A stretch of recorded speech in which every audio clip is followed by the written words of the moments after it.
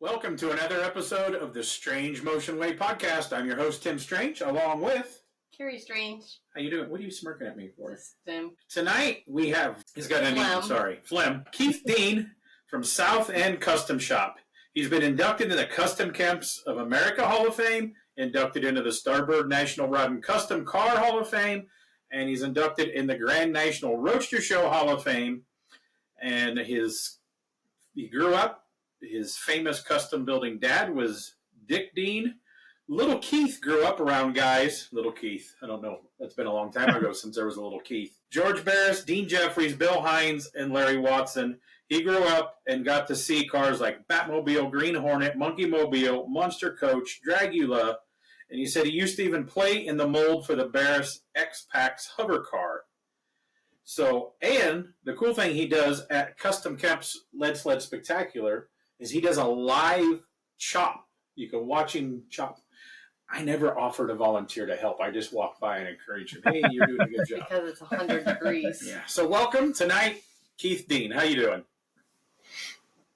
Hey, how's it going, Tim? Good.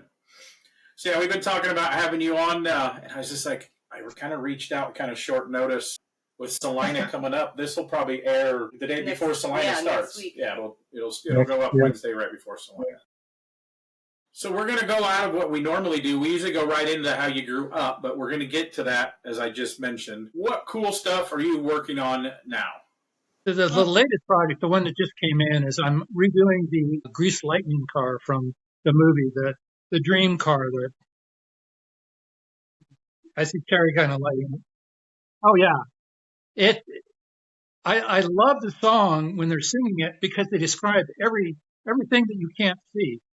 You know, it's got blue dot taillights. It's got 38-inch fins. It's got, 4-speed floor shift. And, so even though you never see it in the movie, you know what's in there. So we're pushing to get it ready for the Hollywood Christmas parade, which is going to be really exciting. So that means we have to go to the Hollywood Christmas parade. Okay.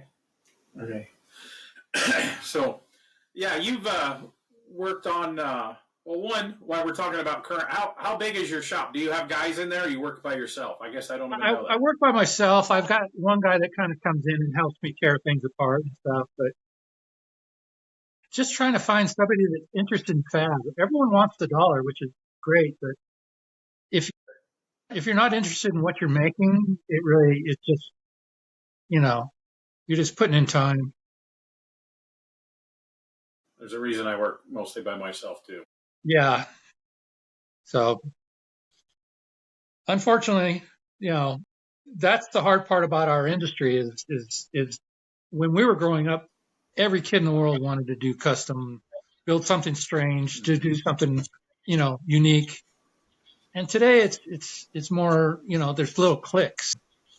It used to be, rat rods. Now it's, patina paint. Now it's, resto mods. And so I don't chase any of that. I just build my traditional stuff and try and do a little more Autorama style builds, something that they would see in the 60s, the ones that made you dream. Those are the ones I want to, are still in my head. Yeah, I remember the one that you did completely in that Autorama style was the 59 El Camino with the see-through with the glass roof on it. The Triton. Yeah. Yeah, I called it Triton because when you sat in it, it was like you were submerged under the water. You swear you were in a submarine. So, yeah, I got a lot of praise. That won the money at Tulsa, too, didn't it? Yeah. Very cool. So, yeah, we got a pretty bad delay here tonight. So, if I talk over you, I apologize. So, sometimes we get a little grief from people that I don't mean to interrupt. So, it's just a little bit of a lag here. So, Okay, so we talked about what you're working on now. So, let's go back to little Keith and growing up around your dad, Dick Dean. Yeah. Pretty amazing. Again, when you hear these stories from like movie stars and stuff, when you're in the middle of it, you don't know that it's going on. You don't know how well you have it. But My dad would have parties at the house, and you know, George Barris, Dean Jeffries, Tom Daniel would roll in, and there was a guy named Jack Ryan. He was the lawyer for Mattel. He's the one that assembled, the people to create Mattel, and he was a good friend of my dad's, and we always had good conversations, and he allowed my dad to work for Mattel for a little bit. So there's even Mattel toys with, my dad's influence on it, and which is kind of cool. So what year were you born? 59. Okay. So not quite a child of the 60s, but right at the end of the 50s. And so yeah, growing up, like these were just people. They were, to all of us reading the magazines and stuff, they were like superheroes. But you're just like, these are just the guys that come to the house. Oh yeah, the shop all the time. Yeah, my dad would come back from George's all the time, and I loved model building when I was a kid, and so he would just show up with oh, this is the one we built today, the bed buggy, or hard hat hauler or something like that. He'd just bring me the model and just kind of toss it at me like no big deal. It wasn't like that was the last car he was ever going to build, so he didn't look at it that way. Just kind of like what I think is like everyone asks me what's my favorite car. I said the next one, because you got to have that dream. You got to want to make, if you did this one great, what if you made this one better? What would it be? Especially when you're cutting on a custom, you always come up with another thing, and there can be such a thing as too much modifications to a custom. Better finish this one. I'll save these ideas that just popped into my head for the next one. Yeah. Sometimes I'll get a customer that comes in and they want to win bad. That's the only thing they want to do. And so they'll go down the list and like, I want this, I want this, I want this, I want this. I said, stop. You're killing it with custom. You can't. There's a fine line between overdoing it and creating an illusion that it's that way. So. And then a lot of people have what I call the buffet syndrome. They want this much car, but in reality, they can maybe afford this much car. Well, that's true. That's the fight of getting them to pay for what they think they want. Yeah, exactly. I kind of work with them because when I get excited about a project, I don't care how much it costs. It needs to be done, So as long as my bills are paid, I'm good. I'm never going to have that, house on the beach in Waikiki. So I'm not worried about it. I just want to create great cars and have fun. So. Okay, so going back to high school, what was your first car? My dad actually got me a 1932 Ford sedan, a two-door sedan that a famous guy chopped. It wasn't my dad, but somebody had chopped it that he's considered really good. And he bought that for me. The only problem is it was a shell and a chassis. And he says, okay, go for it. Of course, he was thinking when he was a kid, his dad gave him a 32, but it was all complete. And he stripped it backwards. He took it from stock to his hot rod. Well, I had zero and I had to go up. And of course, the cost of everything was so expensive. I needed a job in order to finish the car. But in order to get a job, I needed a car that I could drive to work. So I had to sell the 32 and I bought my dad's El Camino. He had a 67 El Camino. Bought that from him and got to work and, started earning some money. So my joke is like when I'm on the microphone at events, with El Camino translates into English means you used to have a mullet. Did you have a mullet when you were driving your El Camino? No, actually, no. Back then, I tried to grow my hair long and it never got below my shoulders. It just went out. It just got bushy and then, it got tired of it. So went for the flat top look, I guess. That was funny when we were growing up with my dad. What was that? Go ahead. Oh, I was going to say, growing up, my dad always had us in flat tops.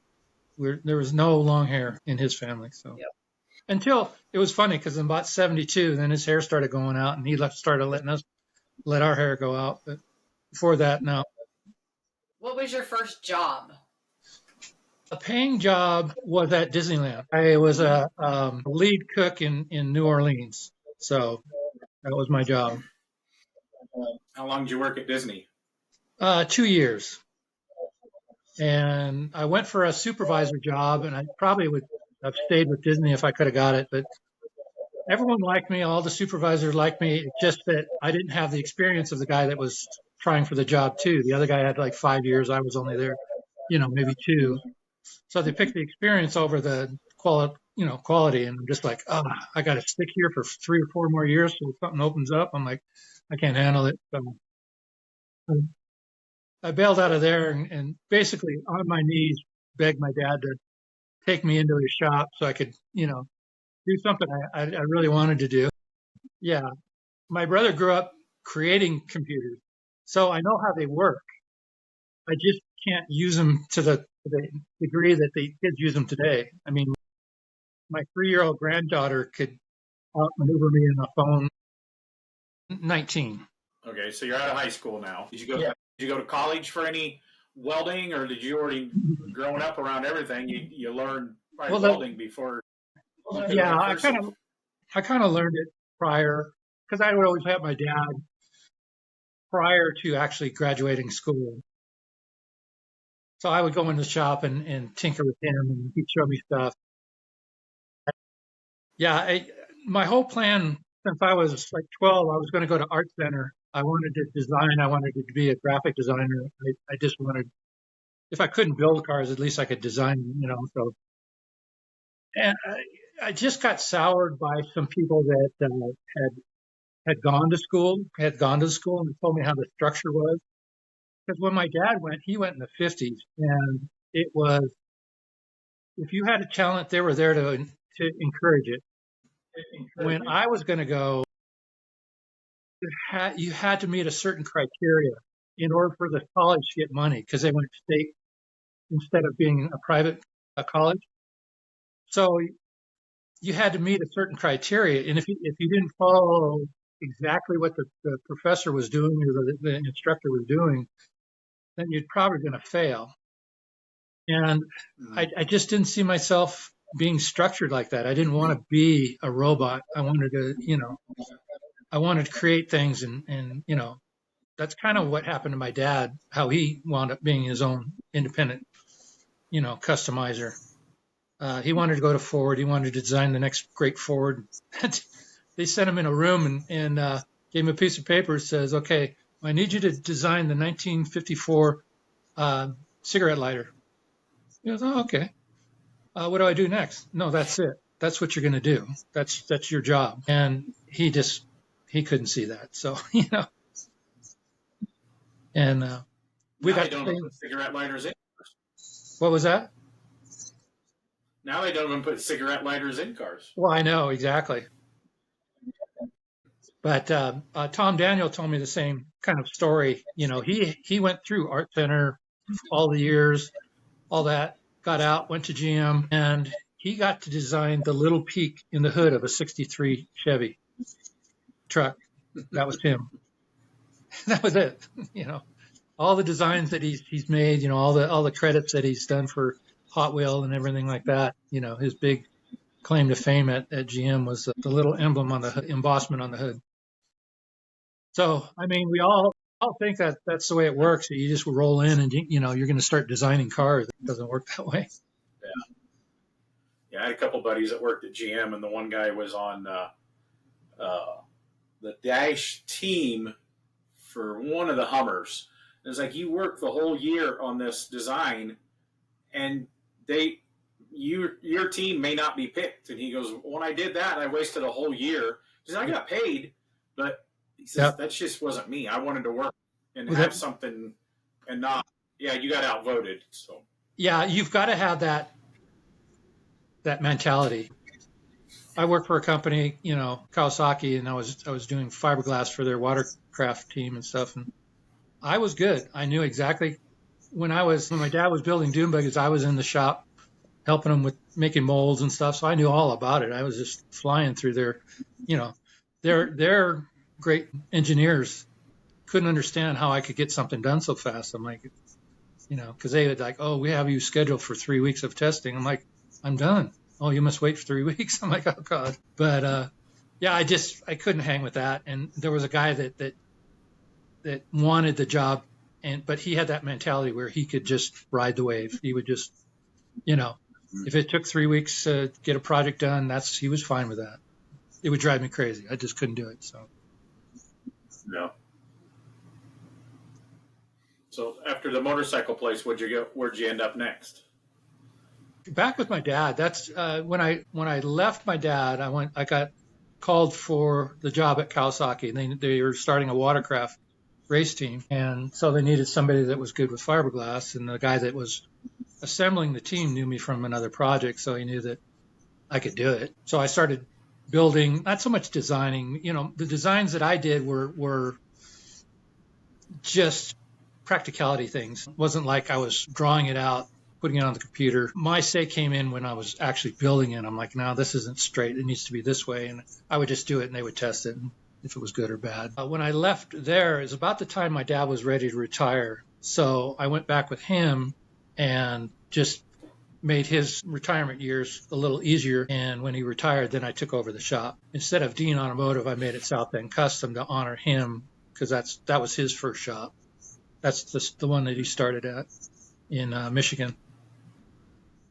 So jumping back just a little bit, what was all this time? Did you build anything for yourself? Did you have a hot rod again, or custom? Or you still driving the El Camino? What did you build for your? Did you build anything? I always had some kind of weird thing. I had a '56 sedan delivery. Used to race it on Whittier Boulevard, and then I got into four-wheel drive. So I bought a '67 Jeep pickup, put big 33-inch tires on it, and I was off doing off-road, and then that got boring, and then I got into Volkswagens, and that's when I made my squareback, the chopped squareback. Everyone remembers that one. So I did Volkswagens for a few years. What happened was when I was working with my dad, these kids would come in, and they would want the mini trucks or the Volkswagens chopped. My dad's like, I really don't want to deal with these kids. You take care of them. You're younger. You can deal with it. He didn't realize what kind of money I was making. I was 20 years old making $1,200 to $1,800 a week. And, he never questioned me. He never said, hey, you need to pay the till. And then he just says, whatever you make, you get to keep. So I was, for a single white kid, pretty rich.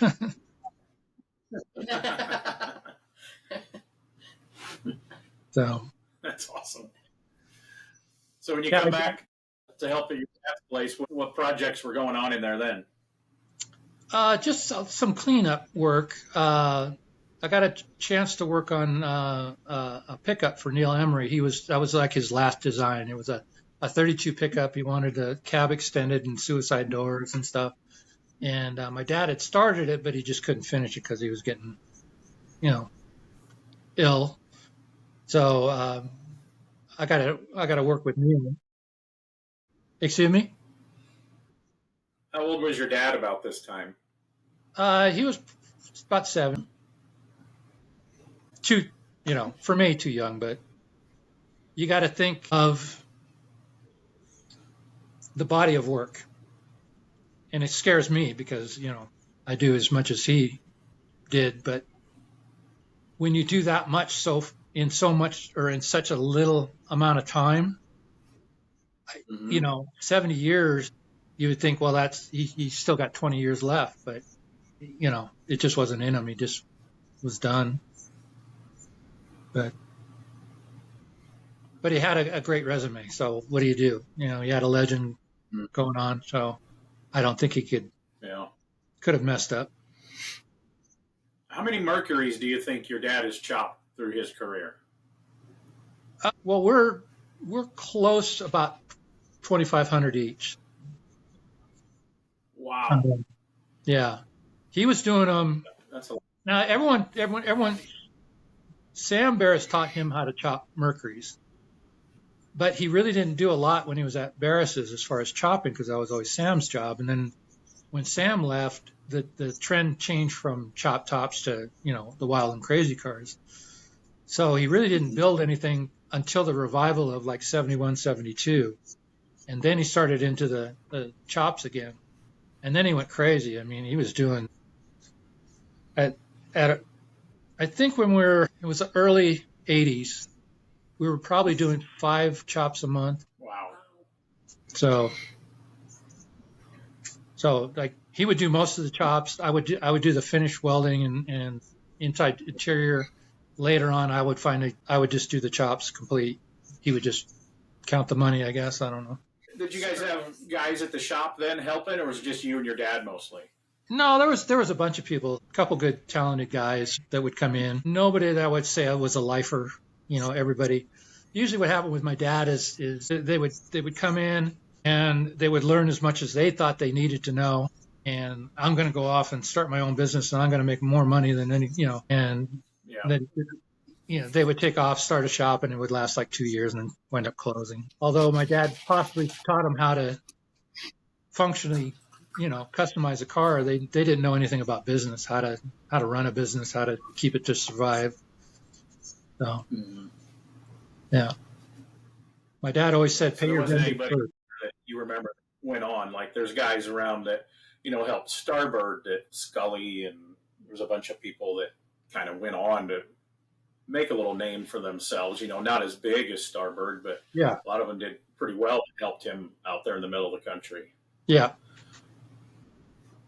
Yeah. There wasn't really, I would say, a name that left my dad that became bigger than him. They just didn't have it. I was the only one kind of that showed any promise, and I don't know if he wanted to hear it or not. It's just I have 3 other brothers, and my dad brought them all in, kind of like a trial to see if they wanted to take on the customizing world. And I was the only one, and I was like the black sheep. So I thought there's no way he's going to let me work here. I was just constantly screwing up. Then he would tell me stories like he was just like me when he was growing up. So it wasn't like, he used to go into his dad had a dealership in Michigan, and he would go in there and he would take carburetors apart just to see how they would work. And the guys would come in and like, "What are you doing? I just want to see how it works." So what did you brothers end up doing? My older brother was an electrical engineer. He wound up working, his biggest job was working for WED for almost 20 years, I guess, doing a lot of the rides and control systems for Disneyland and around the world, all the other places too. But, And then the brother under me got into motorcycles and became a motorcycle mechanic. And then he got into suspension work for dirt bikes and started doing his own dirt bike suspension. And then my youngest brother was an artist. He was probably the most talented of us all, but he didn't like the car world. He went off on his own, and he was in bands, and then he got into designing shirts, silkscreen, shirt designs, things like that. So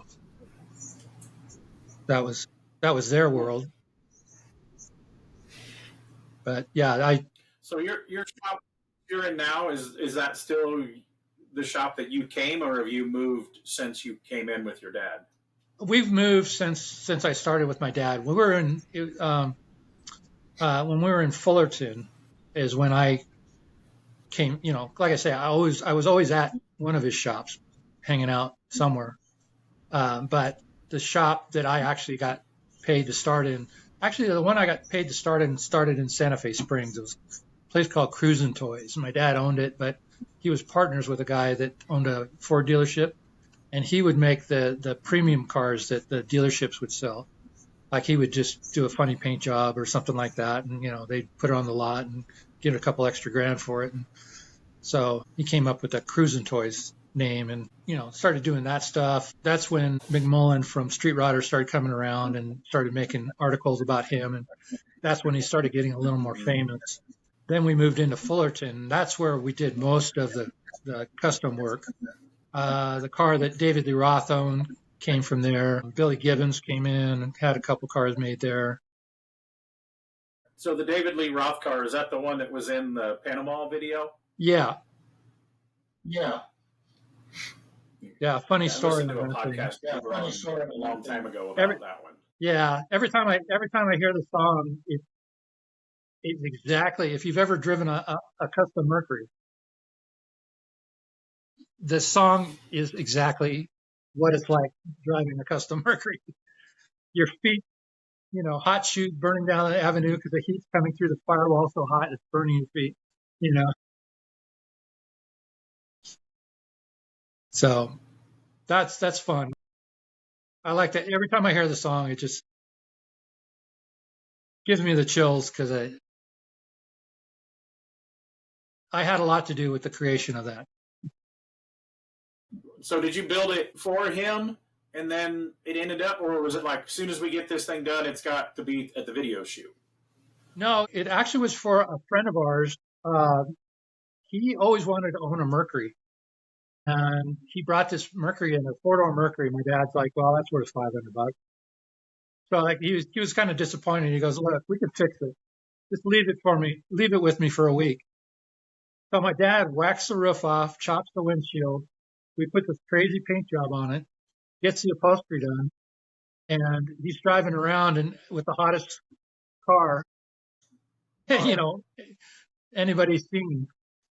And it didn't really cost any money. It was just kind of put together.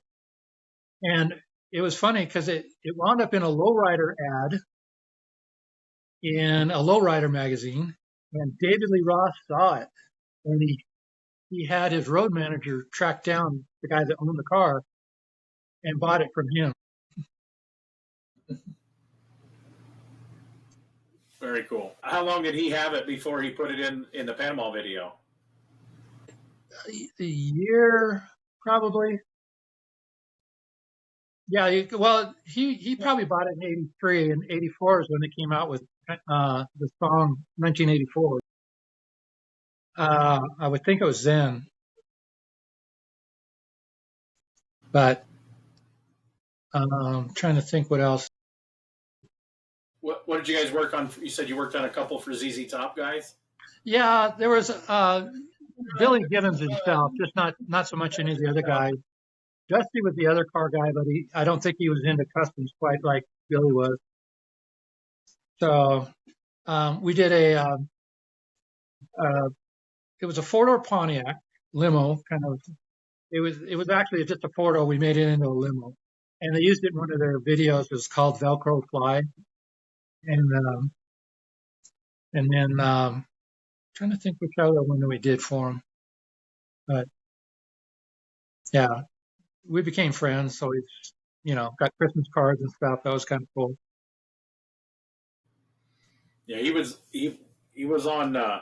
His manager lived in Nashville, where the manager's son did. That worked at the stereo shop that did all the stereos on our TV show. So they had a day off when they played in Nashville, so we got Billy Gibbons to come and be on my TV show.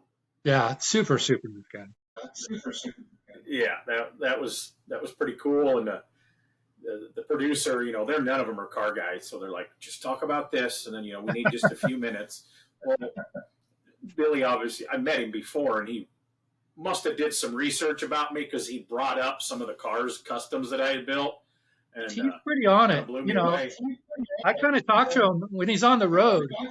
He loves car magazines, so you think he studies those things. Yeah. And my producer kept saying, hurry up, just get to the point. I go, dude, we talked for 40 minutes. I go, editing is a thing, and you have editors over there. So just let us be natural, and let's talk about cars. So, and then they thought it was an awesome idea to put him in the truck and drive it around the block. Oh, we no. hadn't drove it block since we built this car in 3.5 weeks at that time. I was like, I'm going to be responsible for killing Billy Gibbons. God. But everything worked out. But when he gave me a business card, and his business card at that time said small, it was Billy Gibbons, and then big, it says friend of Eric Clapton. It was the coolest business card I've ever got. It is a big deal if I guess you're friends with Eric Clapton too. Oh yeah, that's funny. So what other those type of people like the Billy Gibbons and Van Halen, all that? What other? Because you guys like being in there in Southern California, that was probably never ending of famous people and movie props and all of that stuff. Yeah, well, through George, we got a lot of movie deals, and that was kind of good. Did a couple Knight Rider episodes, and trying to think what else. A couple movies. We had this one called Force 3, which is three cars were going to be the superheroes, and they took it up to Canada to film it, but it didn't get picked up. We made cars for that, and then we took the cars that were in Tango and Cash, the big Bohemia gun machines that they had, and turned them into like space labs, and it was called Island City. We did a TV show with those. Trying to think what other TV shows. There's always something coming up. Obviously, Fixing Georgia. So when you do a show for one of those TV shows, I have a friend that he does glass work for the Chicago studios, and then he chops tops for me and Voodoo Larry and a bunch of people around this area of the country. And he's always got to be like on set, like if they break a window, he's got to be able to put a window back in it or that type of thing. Were you, when you were doing those for the TV shows and they screw them up, were you on set, or are they just always running them back to you? And, hey, fix this and make it look okay for TV. George usually let me. George let me become the wrangler. So I would go on set, and he knew it was just a goof off thing, But I got to see what movies were about. So. Did you ever get to drive, like as a stunt guy? Did you ever get to drive a car in a film? Yeah, I did some. They weren't SAG movies, but there were some independent movies that I got to do some driving in. This one, it was funny because the lead car was this old station wagon, and they pulled it. They asked me to find the car, and I'm like, okay, I'll start looking. I couldn't find it. They go, well, we found it. We pulled it out of a junkyard, and it runs. So, okay, So they get it on set, and halfway through the shoot, the motor blows up. So we got this one last scene where the bad guy's chasing the wagon, and so we're getting pushed down. The stunt coordinator has this great idea. He's going to push me down the hill with the bad guy car, so that I look like I'm trying to get away, and he's going to swerve off the road, hit a pipe ramp, and roll. I don't know how we survived that, but he hits the pipe ramp, jumps over the top of my car, which is still rolling, and lands to the side. And then it's a power brake wagon. I only have manual, I'm both feet are just on the wheels trying to stop this thing. He's pushed me like 70 miles an hour down this hill. So that was a whole lot of fun. That was fun times on the set. Memories. So how often did you go to the sets and stuff like that? For a while, pretty often. There was a couple. Trying to think. Pierce Brosnan and Stephanie Zimbalist did a show, and she was a detective, and he was kind of like a funny guy. But they filmed a segment at George's shop, and I got to be there for that.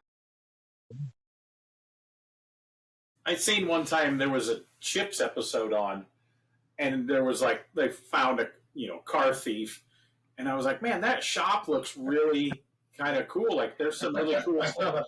And then I remember like right at the end, the credits, and it was kind of big. Thanks for Barris Custom World or whatever. Yeah. For the location. Yeah. And like, oh, that was filmed right there in Barris. Yeah. That was kind of neat. Yeah. That's one of my stories too is I worked for Dean Jeffries. After working for my dad for a few years, he's like, you know what? You need to look at it from another perspective. So he sent me up to Jeffries to learn how he built cars. And Dean was a detail fanatic. He wasn't so much about, flow and lines and this and that, but it had to be detailed. So going up there, it kind of meshed both what my dad did, which was get it done quick, And what Dean taught me about making sure it's detailed if you're going to do it quick. So it kind of raised the level of my, cars. But I got to do some stuff with him. There was a movie, Fletch. He was the stunt coordinator in that. And I was just a wrangler. But then we did.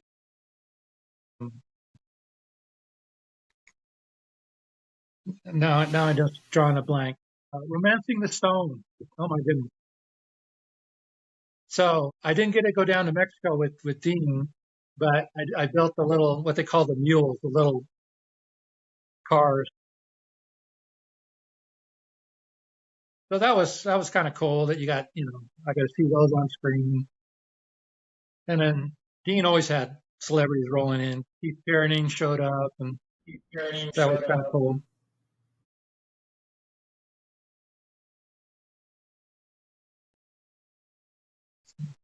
Waiting for the delay. No. So, how long did you work for Jeffries? He built one of my top favorite cars is the Manta Ray. I just love that. Yeah, that's a. Yeah. I worked for him for 3 years. Yeah. Did you go back to your dad's place then? Yeah. Yeah. I got married when I was working with Dean. I met my wife up in Fresno at Black Aegean show, and so I got married and was living in North Hollywood. And then she was pregnant. I'm like, oh great, I'm going to need some money, So I talked to Dean about it, and he goes, you know what, I can cut you a piece of the shop, and then you give me 50% of your profit. I'm like, wow, that's almost like basically the wage I'm getting now. I don't know if I could survive that. It probably would have been a good deal, but I called my dad, and he was just getting into building limos, and so he goes, yeah, I could use the help. I went down there and started managing the limos being built, and so that helped pay for the child and keep us going. So when you guys were doing limos, was that mostly what you guys were doing, just like stretching the limos? Yeah, the limo stretches. We had it down where we could do 3 stretch limos a week, 3 a week. Wow. So how many limos do you think you guys did? Yeah. I think there was about 25 to 30. And then this craze kind of petered out. We built the world's longest limo. I don't know if you ever remember seeing that.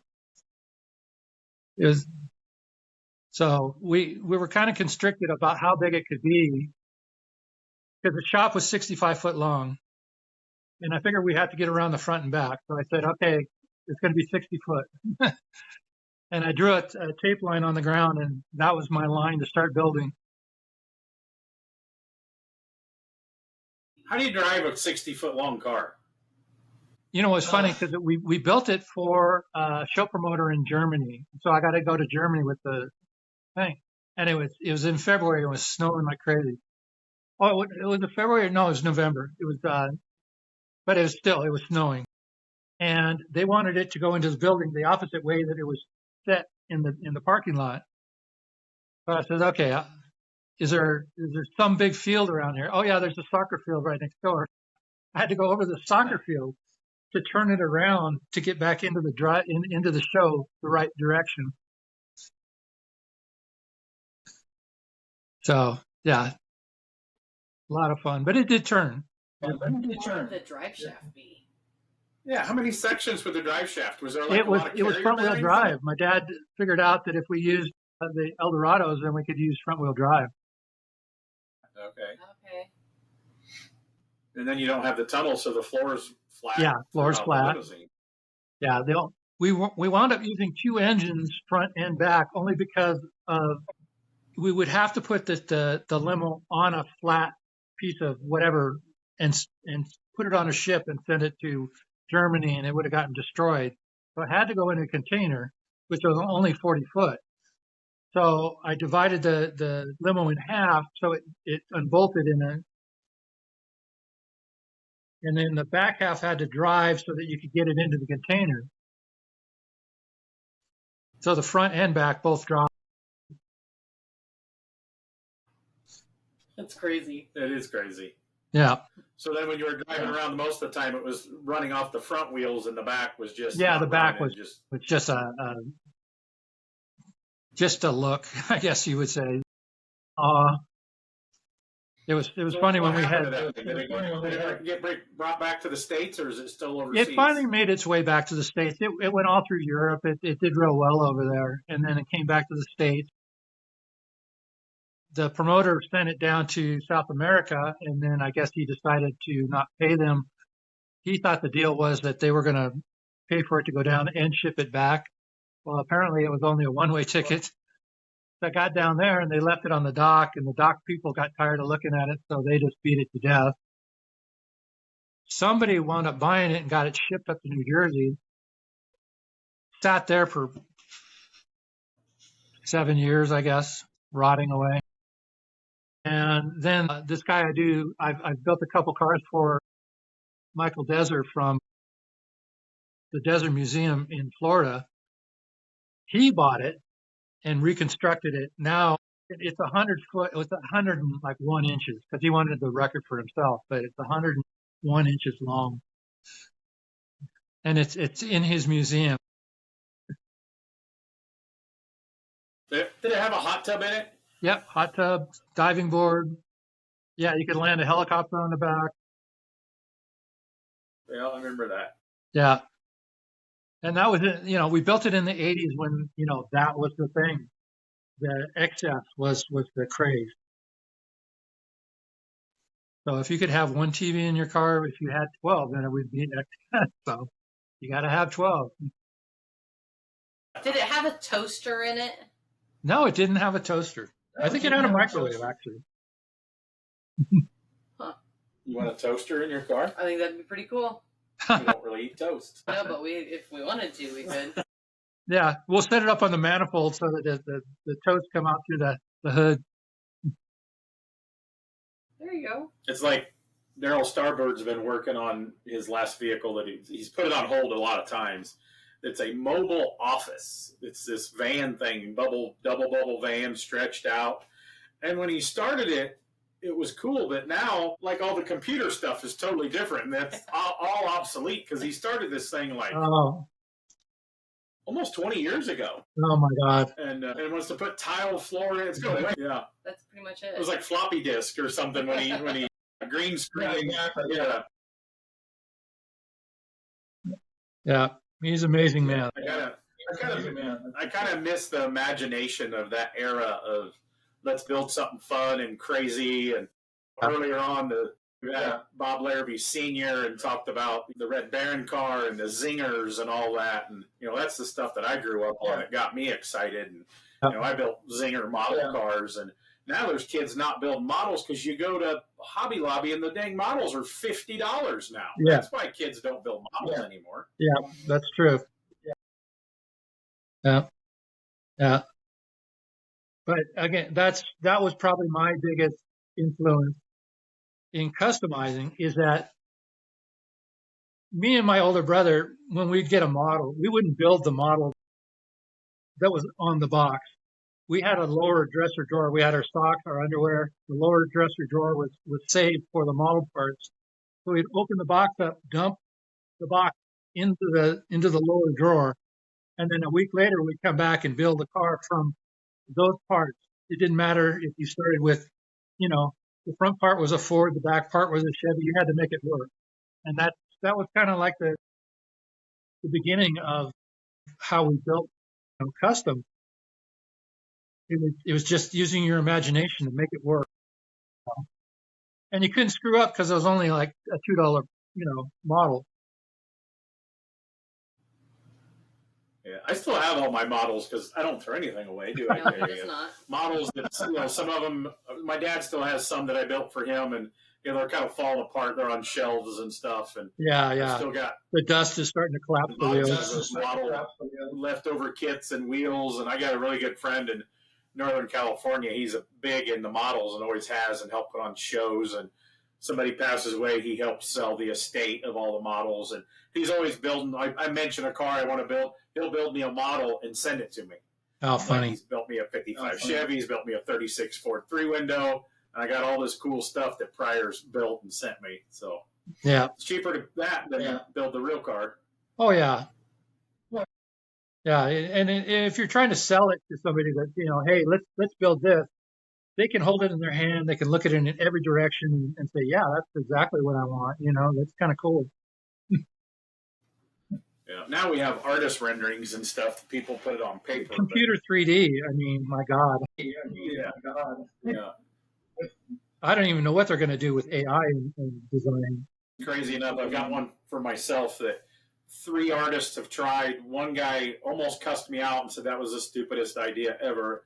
And yes, I've started it in the shop for myself. It's currently sitting in the back corner.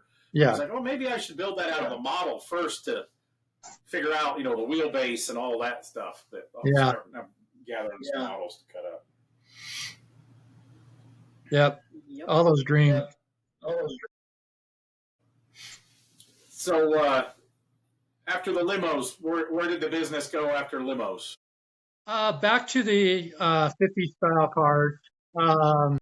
It was getting into the 90s, and just like the KKOA, West Coast Custom, there was a lot more events going on dedicated to 50s style cars.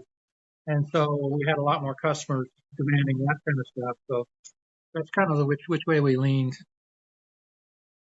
So what do you think is the heyday of custom cars? Everybody says, the 50s and stuff, when Barris was building all that, when Sam was there, and I wasn't around to see that. You weren't either.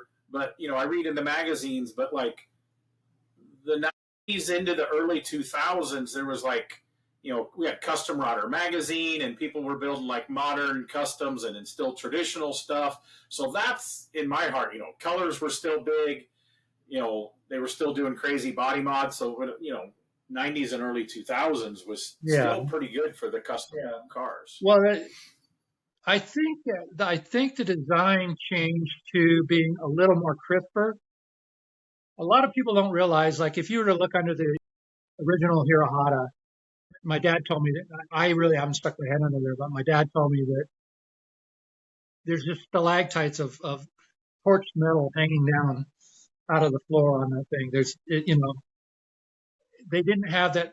Like today, when I build a car, I cannot just build the outside of the car. The customer wants it frame off, chassis has to be perfect, everything has to be nice, floor has to be good underneath. Then you put it back together and, build the car. Back then, they just made it look good. If it ran that, you were lucky. And I just think as the decades got older, especially into the 90s into the 2000s, things got a little more technical, a lot more billet, a lot more sharper lines in their design. Whereas as the earlier stuff was more kind of the 60s were gone for customs. There was the lowriders took over, and that was the greatest craze ever. But I'm just saying that they took over the 50s style custom, and then they came back in the 70s. But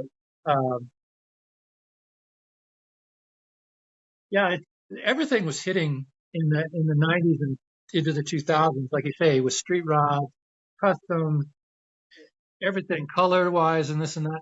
But it took on a different look. It took on a more sterile look.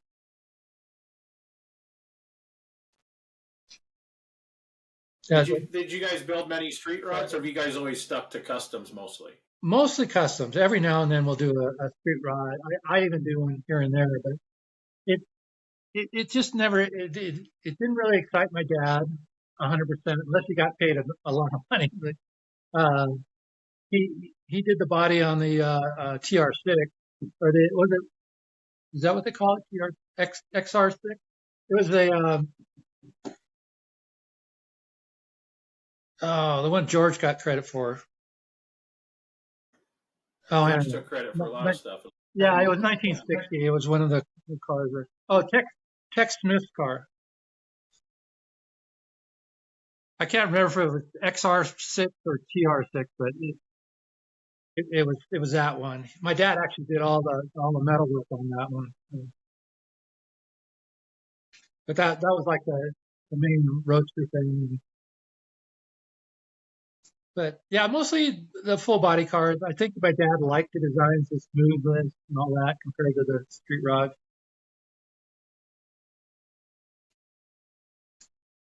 Yeah. So, what is your favorite era of cars? You like you say, you mostly traditional. You like early '50s stuff, or the '70s, '80s style, or what? What do you Uh, choose? Like, if somebody's going to come to you, what do you choose? Like, I've never had that.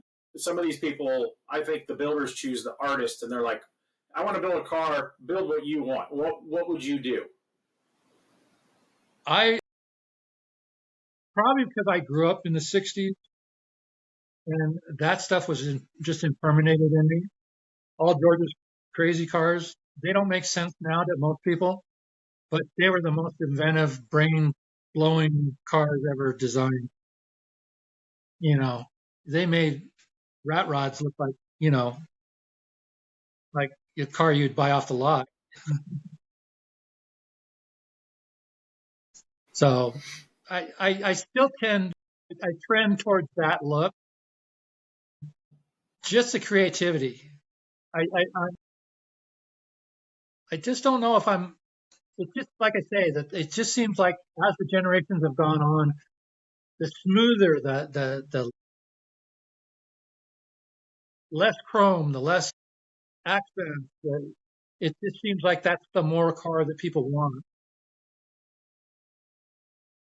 I think it should be in your face. Yeah, I like the '90s style of street rods, the Boyd Billet smoothie era. I still like that, but like now everybody's It does both ways, definitely. yeah, now everybody's building like out this way, all the big shops and stuff. When you go to all the good guys and NSRA shows, they're all building. I hate the term, but like resto mods, like Yeah, Impalas with zero body mods, a cool color. You put an and LS in it, you chassis swap it with a Roadster Shop or a Morrison or a Scots or whatever, or you do a Mustang the same way or a Chevelle or a C10 truck, and it's just, when OBS trucks come out new, everybody was shaving them and they were chopping them, and I'm cutting the hell out of the one that I'm trying to work on. But now everybody is like, we used to take all the wheel lip moldings and the side rubber. Now they all reproduce that because that next generation, they like putting all the trim back on it, yeah, make it look like it's almost factory fresh, except yeah, a stance and a set of wheels. Yeah. Like, where's the imagination? yeah. I guess as long as they're still driving cars, I guess we should be happy because the trend is to push people away from that into transit, which I'm not against transit. I think it should be something, but I think individual creativity, I don't think you can stifle that. And cars have just given a whole swath of American, well, just not even Americans, people, a, a way to express themselves. Around here, they don't push public transportation because they don't really. I mean, they do up in Nashville. We're just a little bit out of the city, but like the younger guys and like the high school kids, they're in the diesel trucks, diesel performance, rolling coal and all that. But Yeah, it's not my thing. I got a diesel just to tow my trailer, but at least they're modifying stuff. And even the little tuner kit, there's a couple really cool little tuner cars running around town. It's like, that's still cool, but they're not going to buy a Model A Roadster and build it. They get this, like, I've talked about this before. My buddy, his kid is 16 and his hot rod is a 96 Mercedes wagon. That's an old car to him because he's just 16. Yeah. yeah. Yeah. Because, we're from the 1900s. I do these chassis changes. I take the GM G bodies and stick them underneath a lot of the cars because they're so small, they fit perfect, and they got great suspension. But guess what? They're 40 years old. Yeah, yeah. And I remember you guys were like the first ones in the magazines, kind of that I remember that was doing that, the Mercs and cutting them out. And Yeah, I guess a couple guys came to my dad, and yeah, a couple guys came to my dad and wanted to modify the suspension and this and that. He goes, "Why? GM spent millions of dollars to figure this out. Why don't you just use that?" Yeah, it works. How many of those chassis swaps like that do you think you guys have done? We were doing a lot of them when we were in the Fullerton shop. When we were doing the chop, we'd also do chassis changes. We probably have done 50 to 60. And then my dad did the article, which was another thing that, people were doing them at home. We've got pictures of people with trees in their yard lifting the bodies up you know, with the chain pole in the yard, lifting the body up so they could put a new chassis underneath. And so Yeah, that's that was still that an, kind of an thing. affordable way to do it. You can buy these Crown Vics and stuff like that. You buy up one of these new Morrison or Roadster shop, and not everybody can bite that ticket off that how big that check is. They're Exactly, yeah. 20 to 30 grand for a brand new Yeah. chassis.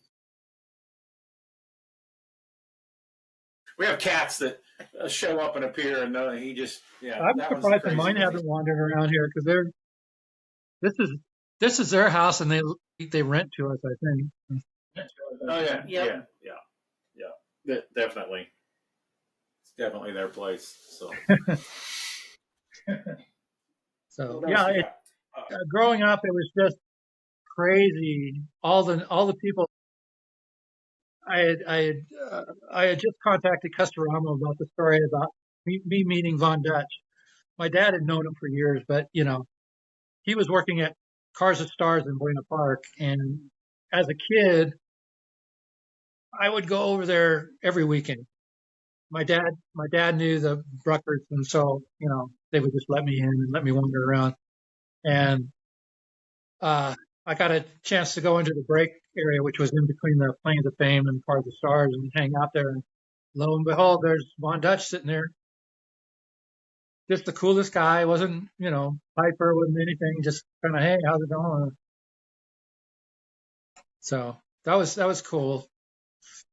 And then obviously Ed Roth, uh, we both lived in La Mirada. He lived on one end, we lived on the other, but my dad knew him, so uh, he was a great influence. The guy Mouse that you know basically started the Rat Fink, according to lore, is he lived or he had a shop like two doors down from my dad in Fullerton, and I got to meet him, another great guy. So just every day, somebody would walk in, and these are like the guys that, like you say, that other people would read about in the magazines, and they would just walk in and start talking, and like, oh yeah. So like I Yeah, you were definitely in the heart and the hubbub of all of it all. Yeah. What was that? I didn't. I said you definitely grew up and lived in the heart of all that. yeah Where I grew up, you had to go a little bit. We had our hot rod guys and our motorcycle guys. And our local claim to fame was the painter and the motorcycle mechanic worked painted Evil Knievel's bike, George Sedlak, and Roger Riemann was his mechanic at 99% of his jumps. So those were local heroes from where we grew up. Yeah. But yeah, I gotta say, over all these people that wound up in the magazines and became famous. They were just my dad's friends. It was kind of funny, but they were all of them in some way had an influence in my thinking. I don't think there was one that was a negative influence. Um, I'm just trying to think of a couple guys. And like I said, I told you about Tom Daniel. And here I was like 9 years old, and he comes rolling up in a '69 Corvette. Both doors fly open. Two gorgeous women. Corvette. Two gorgeous women step out, and then Tom steps out, and I'm like, that's what I want to do.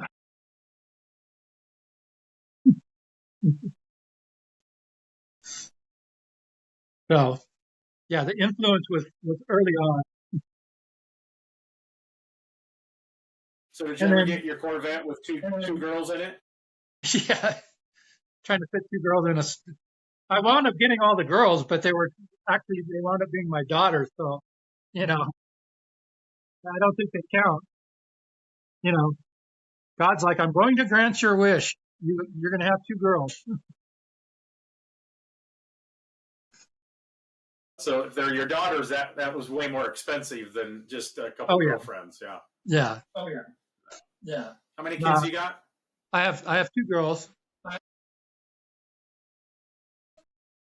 And what do they do? One is in branding. She travels all over the country and sometimes the world. Ad branding. Okay. I guess Anheuser-Busch is one of their big clients. So, and then the other one, she's kind of she does whatever she wants. She's a photographer. She was a fitness model, and now she's a gym owner. She owns a gym. Do you ever go to that gym or no? Just to visit. That's awesome. Yeah, I do my gym. Yeah, I do my gym. I do my gym on two wheels on a motocross track. There you go. There you go. So I'll put you on the spot with two questions that I have. The first one is, what is your favorite show that you like to go to? And then the second one is, what is a show that you've never been to that you would love to go to? Oh, wow. Oh. I'm kind of split. It's the Midwest one. It's I love Tulsa and I love KKOA. So as far as indoor, Tulsa, outdoor, KKOA, Summer Spectacular. As far as one I haven't gone to, I'd like to go to the Yokohama show. Very popular. Yeah, it's very popular. We all are gonna tag along with Dave Shutton sometime, and he's. Oh yeah, he's like a staple over there. Yep. Yeah. Did you see the new one that Dave's come up with? The Warriors hearse? Yesterday, I was like, he has way too much fun. He has way too much fun. Oh my God. That's the kind of world that, I have to hate to live in. Yeah, he does great work. About a year and a half ago, I went to Southern California for a couple of days right before the SEMA show, and I got to do a lot of cool stuff in museums and the Lion museums, but Dave let me come and wander around the building for a while. It was pretty cool. I got to sit in the Hirohata Merc, and Bob Hirohata must have been half the size of I am, because I was like this in the car and barely could get the door closed. There was not much room for my big ass in there. My dad said he was about 6 foot, but he was like 220, 230. He was a big guy. If he was 6 foot, he was very flexible to sit. And I'm 6'3", and Dave wanted to butter me up to get me in and out of there because I didn't hardly fit in there. But I'm not very flexible anymore, I guess. So. But when it's your own car, you figure it out. Yeah, I sat in the Larry Ernst Chevy too at Custom Car Revival this year. I fit a little better in that, but nobody understood when they chopped all these tops how to lower the seats. Yeah. Unfortunately, I have this one upholstery guy that I love to work with, and he loves to overpad the seat. I'm like, I just chopped the top. Don't overpad the seat. There's a couple cars that Kurt McCormick has, because Kurt's taller than I am, and he scoops the seat out, but then the whole bench seat is all scooped. But then Amy, his wife, is really short, so he has a matched little booster pad that goes in there so she can be up to see over the dash. Otherwise, she can't see over the dash. It's funny because, Kurt climbs out of them customs, and he's 6'6" or something like that. Oh, God, yeah.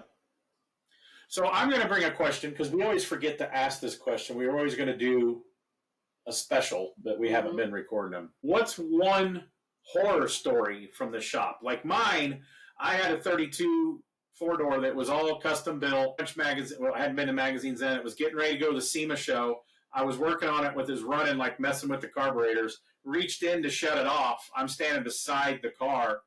I knock it into gear, get it shut off, but it rolls across the shop and caves the back of the body in and hits a Cameo pickup truck.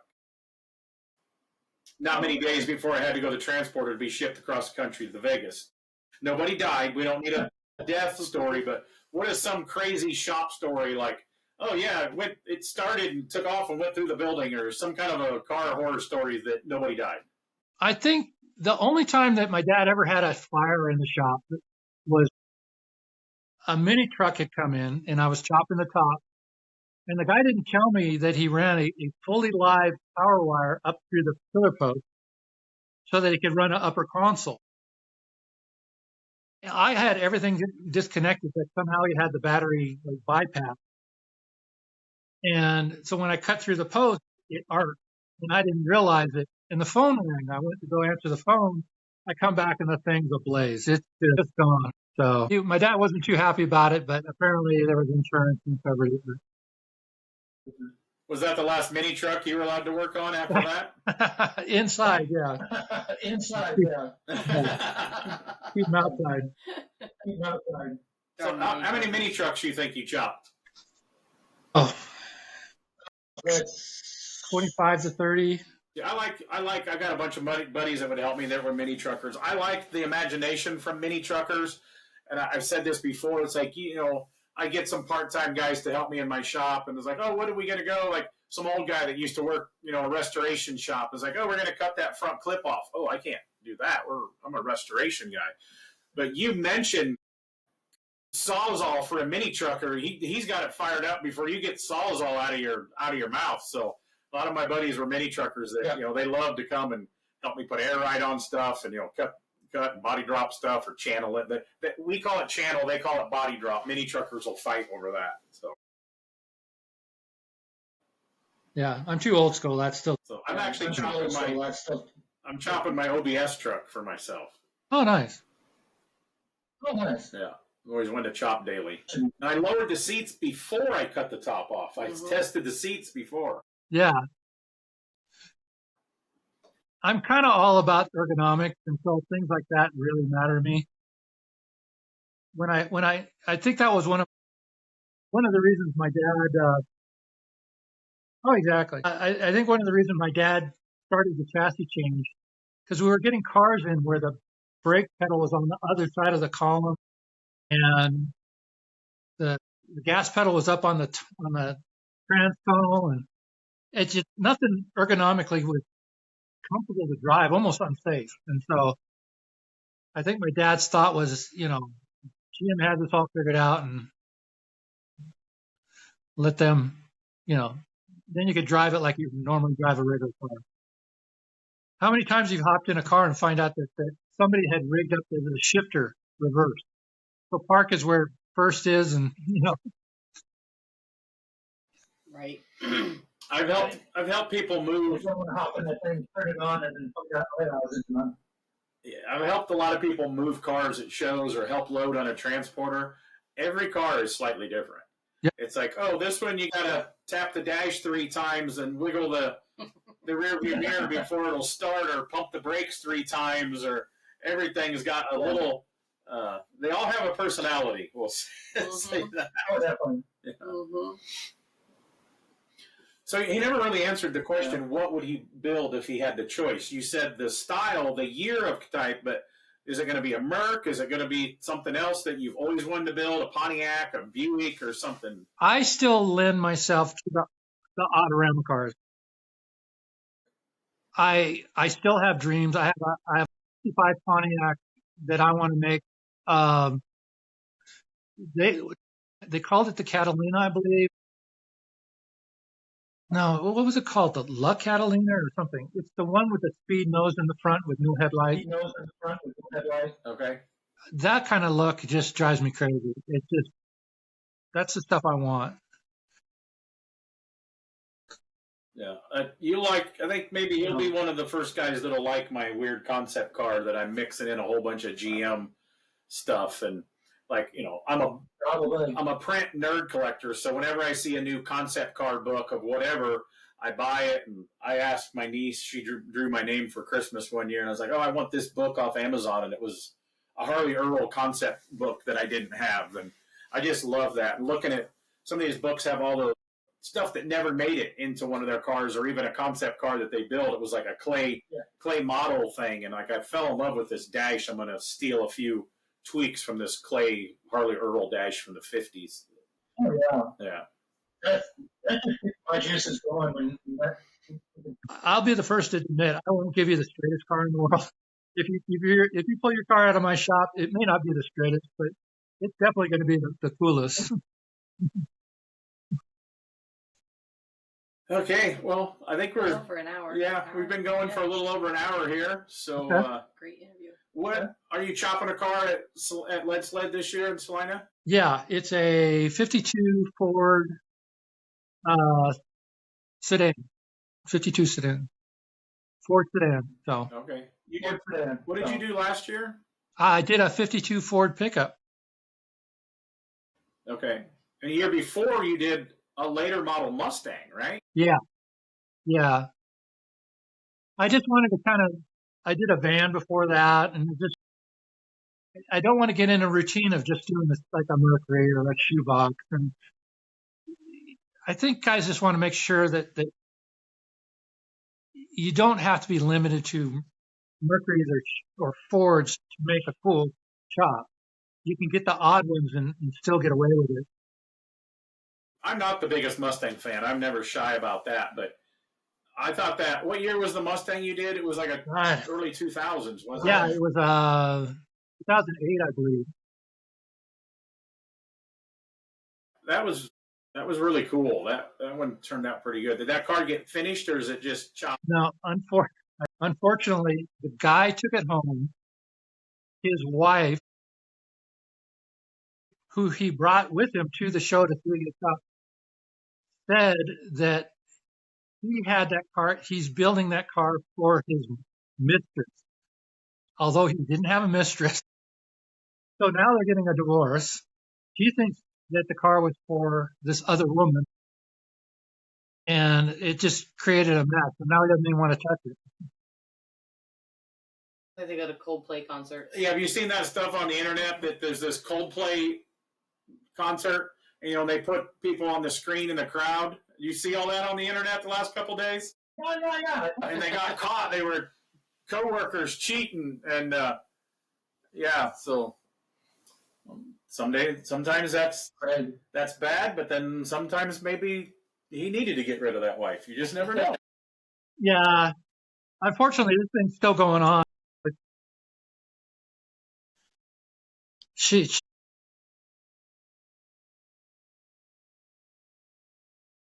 Every dollar out of each one. Wow, that's crazy. Well, we look forward to watching you every once in a while chop the top this weekend. Yeah, wave when you go live. Yeah, as we have our towels and we're headed to the water park. Yeah. We'll think about you when we're floating in the lazy river. We went to Salina for so many years, and up until like 4 years ago or something, we finally, somebody's like, well, there's a water park right there. I never looked over. Yeah, it's like you just walk across the bridge and through the tree. It's literally just right there, like right there. Yeah. So I'll be at least there one day. So I'll be there 3. There you go. No. All right. Anything else? Yeah, we see you over there. I don't know.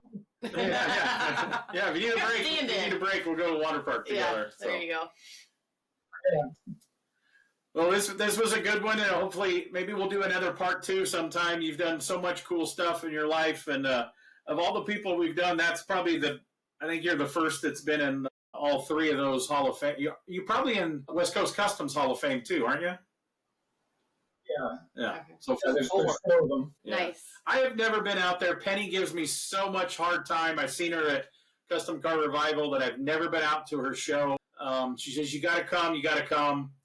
And I go, I always go to the Indy 500, and there's a BMX race Friday and Saturday that I get paid to do announcing. And she goes, well, I'm not going to pay you. You know how Penny is. She is an ornery lady. And she's like, well, my show's over Saturday if you don't do the BMX thing, and you could fly Saturday from California and fly to Indy for the 500. So she knows. Yeah, she knows. Yeah.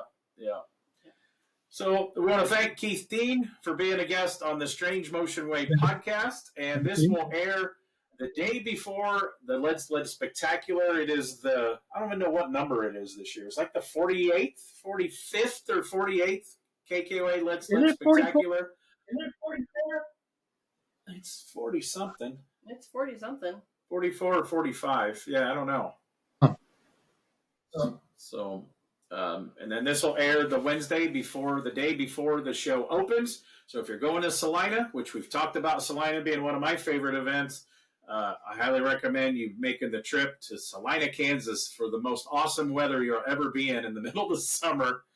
And you can heckle Keith from the grandstands as he chops the top. I live in the desert, so your heat is not something that bothers me. Let's put it that way. Humidity has been rough. It was 115 in my shop today with the humidity. So another thing that he does, I don't think it's OSHA approved, but he dresses up. He wears a white button-down shirt and a tie when he works on his cars to make him look respectable. And have you ever got the tie caught in anything? No, but I have burnt my shirt. But you can see he's not wearing his tie today, so he's in a T-shirt. So No, this is the Dean Jeffries point eyeball. yeah, very cool. Okay, well, we want to thank Keith for finally making it on the Strange Motion Way podcast. Thank you. Hey welders, ready to upgrade your gear and save some serious dough in the process? The Miller Build with Blue Savings and Rebate Program has you covered. Find amazing deals and cashback rebates on a wide range of Miller products, from welders to plasma cutters and everything in between, all backed by our 3-year warranty. Don't let this opportunity pass you by. Take advantage of the Miller Build with Blue program now. Visit us online or stop by your nearest Miller distributor today to start saving. The Strange Motion Way podcast, brought to you by Royal Purple. Premium synthetic motor oils and high-performance chemicals have been designed to improve performance, provide long-term protection, and give you the confidence to push your vehicle to the limit. Royal Purple Premium Synthetic Motor Oils.